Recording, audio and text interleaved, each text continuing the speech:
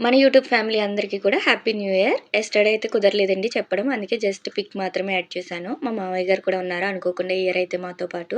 అసలు హెల్త్ బాలేదని చెప్పాను కదా! అసలు రంగోలి వేయనేమో అనుకున్నాను. కానీ మా పిల్లలైతే వేద్దాం వేద్దాం అన్నారు. ఇంత హెల్ప్ చేసే పిల్లలు, హస్బెండ్ ఉన్నప్పుడు వీళ్ళ కోసమైనా వేయాలి అనిపించింది నాకు. ఇంక ముగ్గయితే స్టార్ట్ చేశాము.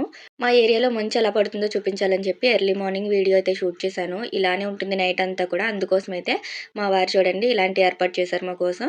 కిందన ముగ్గేస్తాం కదా అని చెప్పి ఇలా రెడీ చేసి పెట్టారు. మనం టైలరింగ్‌కి వాడే స్కేల్ అనేది నేను ముగ్గులకి కూడా యూజ్ చేస్తాను చూస్తున్నారు కదా! ఇలా రౌండ్ అనేది పర్ఫెక్ట్‌గా రావడం కోసం నేనైతే ఒక ఐడియా కోసం ఫస్ట్ స్లేట్ మీద ఒక డిజైన్ అయితే ఫిక్స్ అయ్యాను. ఆ తర్వాత అయితే డిజైన్ గీసేస్తే మా పిల్లలైతే కలర్స్ వేయడం స్టార్ట్ చేశారు. 2025 అయితే కంప్లీట్ అయిపోయింది కదా! ఈ 25లో అయితే నాకు హ్యాపీ మూమెంట్ ఏంటి అంటే యూట్యూబ్‌లో ఇంత సక్సెస్‌నైతే ఇస్తారని అనుకోలేదు.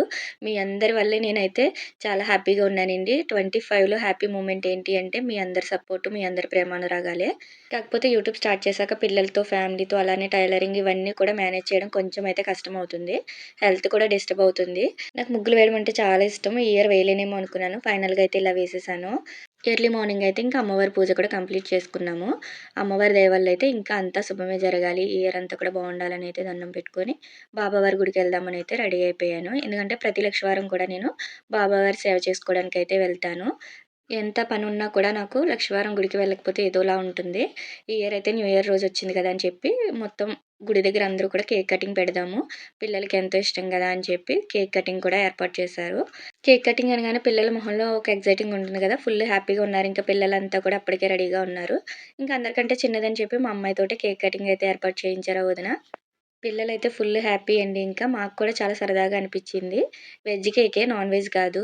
ఎందుకిలా చెప్తున్నానంటే గుళ్ళో కేక్ కటింగ్ ఏంటి అని బ్యాడ్ కామెంట్స్ పెడతారేమో అని ముందుగానే చెప్తున్నాను. బాబావారికి ఎంతో ఇష్టమైన పిల్లల మొహంలో అయితే చాలా సంతోషం అయితే చూసామండి న్యూ ఇయర్ రోజు. ఫస్ట్ టైమ్ కేక్ కటింగ్ అండి. న్యూ ఇయర్ రోజైతే నేనెప్పుడు కూడా కేక్ కట్ చేయలేదు. మీ అందరికీ మరోసారి ఇంకా భోజనాల ఏర్పాటయితే స్టార్ట్ చేసేసారు. అసలు కేక్ కటింగ్ అంతమంది పిల్లలొస్తారు ఆ టైంకి అనుకోలేదు. బాబావారి దయ వల్ల అయితే పిల్లలే ఎక్కువ మంది ఉన్నారండి. ఫుల్ హ్యాపీ ఇంకా మేమైతే. బాబావారి మహత్యం అనే చెప్పాలి. ప్రతి వారం కూడా రాలేనేమో భుజాలు ఎక్కువగా పెయిన్ వచ్చేస్తున్నాయండి. వాపులొస్తున్నాయి ఈ మధ్య. యూట్యూబ్ వల్ల, టైలరింగ్ వల్ల అనుకుంటా. అయితే హాస్పిటల్‌కి కూడా వెళ్ళాను. ఇక్కడ వడ్డించలేనేమో ఈ రోజైతే అస్సలు అనుకున్నాను. ప్రతి వారం కూడా అలా అనుకుంటూనే వస్తాను. కానీ ఇక్కడ వడ్డించినంత సేపు నాకైతే హెల్త్ ఏమి ప్రాబ్లమ్ ఉన్నట్టే అనిపించదు. చాలా బావుంటుంది. చాలా ఫ్రీగా కూడా అనిపిస్తుంది.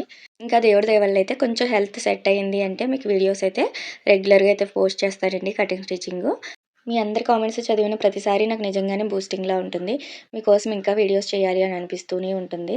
మీ అందరి విషెస్‌కి కూడా థ్యాంక్ యూ సో మచ్. నేను ముగ్గు ఎలా వేశానో కూడా కామెంట్ చేయడం మర్చిపోకండి. అందరికీ మరోసారి హ్యాపీ న్యూ ఇయర్.